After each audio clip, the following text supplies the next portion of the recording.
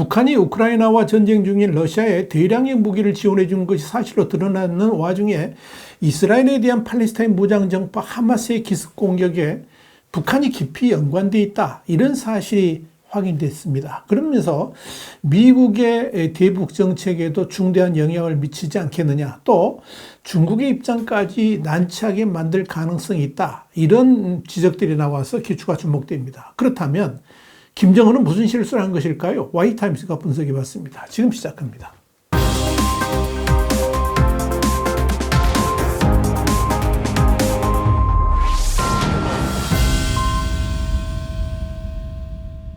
미국의 북한 전문 매체인 38로스는 지난 10월 23일 북한이 중동의 전투적 비국가 행위자들에게 무기를 공급해온 오랜 역사를 지니고 있다 그러면서 북한은 하마스에 대한 무기 제공을 부인했지만 수십 년에 걸쳐서 중동 무장 세력과 반군들의 군사훈련을 제공하고 무기를 팔아치운 전력이 있다, 이렇게 밝혔습니다. 이란과 이란의 대리 무장 세력들이 이스라엘을 상대로 한 다면 전쟁을 위협하는 가운데 북한제 무기가 주기적으로 등장해 이스라엘 장비와 민간인에게 피해를 끼칠 가능성이 있다라고 진단했습니다. 지난 10월 19일 더 타임스 오브 이스라엘은 하마스가 자국을 공격하면서 북한제 무기를 사용했을 가능성이 높다 그러면서 이스라엘군이 하마스에게서 노획한 무기에 북한제 F-7 로켓 추진 유탄, 그러니까 RPG 발사기도 있었다라고 보도했습니다. 타임스 오브 이스라엘은 이어서 한국군 합동참모본부는 하마스 관련 무장단체의 것으로 보이는 북한제 122mm 방사포탄이 최근 이스라엘 인근 국경지역에서 발견되는 일이 있었다라고 지난 17일 밝히기도 했다 그러면서 심지어 하마스의 선전 비디오와 사진은 이전에 북한의 불세유도 대전차 미사일을 장착한 전투기를 보여준 바도 있다, 이렇게 지적했습니다. 38로스도 북한은 골란 고원을 제외한 이스라엘 전역을 팔레스타인 영토로 간주하는 등 전적으로 팔레스타인의 편에 서 왔으며 팔레스타인 무장단체에 대한 북한의 지원은 수사적 연대를 넘어서는 수준이었다라고 강조했습니다. 실제로 북한이 1970년대와 1980년대 팔레스타인 해방기구, 그러니까 PLO에 무기를 제공한 바 있고, PLO 산하 조직인 팔레스타인 해방인민연합, PFLP 주요 인사들을 훈련시켰으며 1972년 이스라엘 로드 공항에 대한 일본 적군파의 테러 공격을 돕는 등 행보를 보여왔다는 것이 38로스의 지적입니다.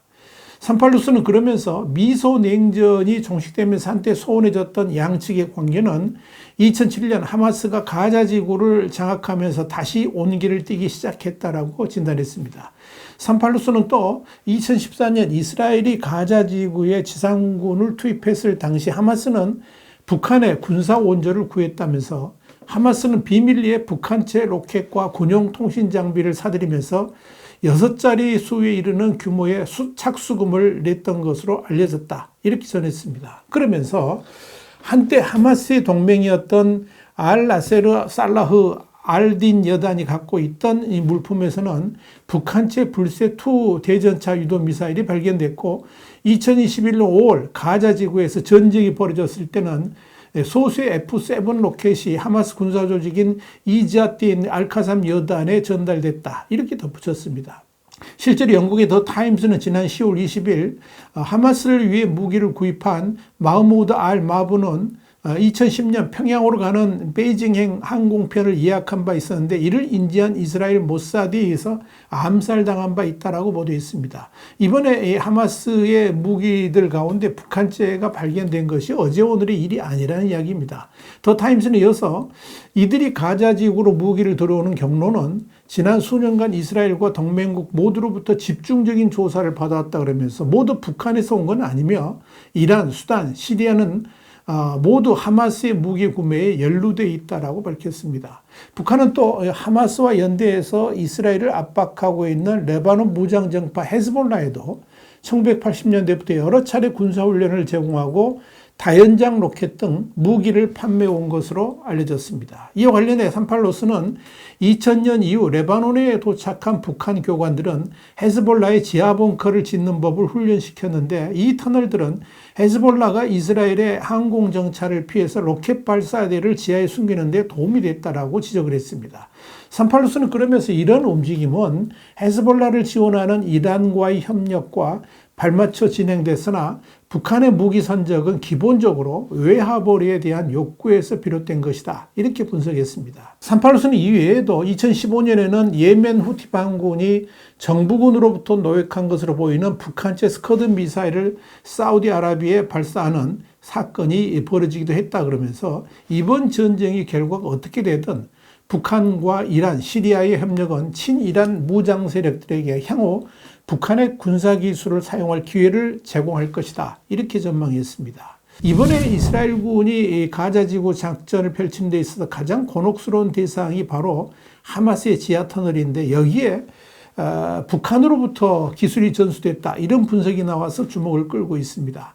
이스라엘 안보단체인 알마 연구교육센터의 세이트 제아비 대표는 지난 10월 17일 자유아시아 방송, 그러니까 RFA 인터뷰에서 하마스가 북한으로부터 직접 땅굴 기술을 얻었는지는 확실치 않다 그러면서도, 북한이 헤즈볼라에 기술을 전달했고 헤즈볼라에 전수된 기술이 하마스 손에 들어간 것은 맞아 보인다라고 주장했습니다. 지아비 대표는 이 헤즈볼라의 땅굴 기술은 북한 지식에 기초한 것이라 그러면서 하마스의 이스라엘 공격에서 활용된 터널도 간접적으로 북한의 기술이 활용됐을 가능성이 있다라고 강조했습니다. 그는 이어서 하마스의 기술이 전달돼서 굴착된 땅굴은 전략적 터널이라 그러면서 이 무장 단원들과 차량 및 군수품을 한 곳에서 다른 곳으로 이동시킬 수 있다라고 설명했습니다. 앞서 이 단체는 2021년 발표한 보고서에서 북한의 조선광업개발무역회사가 굴착 공법을 헤즈볼라의 지하드 건설재단에 제공하고 시리아 국경 근처에 북한 인력 6명을 파견했다라고 밝힌 바 있습니다. 이렇게 북한이 여러 가지 면에서 중동 전쟁에 깊이 개입되어 있는 것이 확인되면서 이런 사실이 북한의 외교와 미래 행보에 어떤 영향을 미칠지 주목됩니다. 물론 이 북한의 이런 행보는 중동 국가와 일부 아프리카에서는 환영받을지 모르겠지만, 우선적으로 미국과의 관계에서 대북 적대시 정책이 한층 강화되는 최악의 결과를 낳을 수 있다는 점에서 눈길을 끕니다. 사실 북한 문제는 미국의 대외 정책이 있어서 우선순위가 아니지만, 북한이 중동과 러시아에까지 무기를 지원하면서 이 중동 및 유럽 정세까지 판을 흔든다면 미국이 북한을 바라보는 시각도 달라질 수 있을 겁니다. 특히 미국 의회가 북한을 바라보는 시각은 이스라엘과 하마스 전쟁 이전과는 확연하게 달라질 가능성이 있습니다.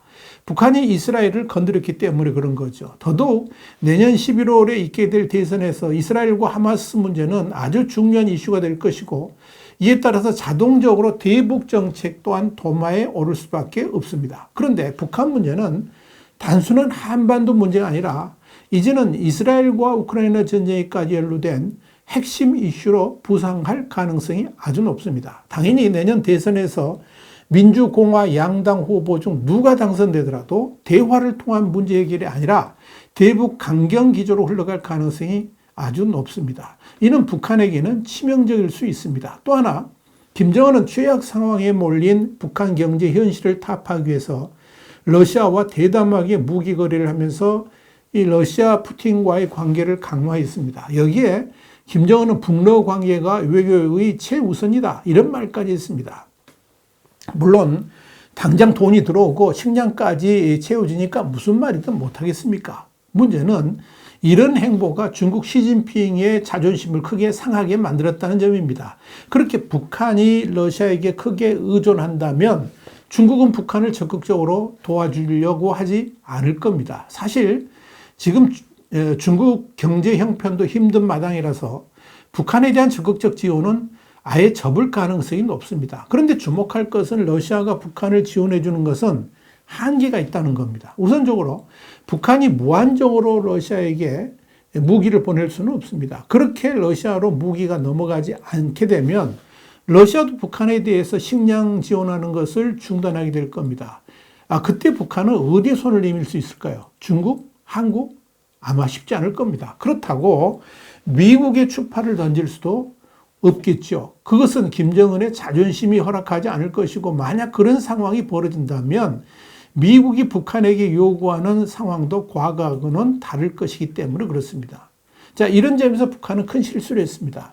러시아는 결코 핵과 미사일의 첨단 기술을 북한에 넘겨주지는 않을 겁니다. 그 순간 러시아와 중국 간의 관계도 파국이 일어날 수 있기 때문에 그렇습니다. 그렇다고 러시아가 지속적으로 북한을 도와주지는 못할 겁니다. 당장 러시아 사정도 글로벌 제재로 간단치가 않기 때문에 그런 거죠. 이는 러시아의 대북 지원도 곧 수명을 다할 수 있다는 의미입니다. 그때 북한이 손을 내밀 수 있는 유일한 국가가 한국입니다. 어쩌면 핵무기를 이용해 가지고 협박할지도 모르겠습니다. 이는 미국 국가정보위원회가 지난 1월과 6월 발표한 보고서에서도 지적된 사항입니다. 그때 만약 한국이 김정은의 위협에 굴하지 않고 당당하게 대응한다면 북한은 과연 어떻게 될까요? 어쩌면 김정은 정권은 그야말로 최악의 위기 상황으로 몰려갈지도 모르겠습니다. 이런 측면에서 김정은의 하마스와 러시아 등에 대한 무기 지원은 재발등을 찍는 엄청난 실수가 될 가능성이 상당히 높다, 이렇게 볼 수 있을 겁니다. 와이타임 정세 분석이었습니다. 감사합니다.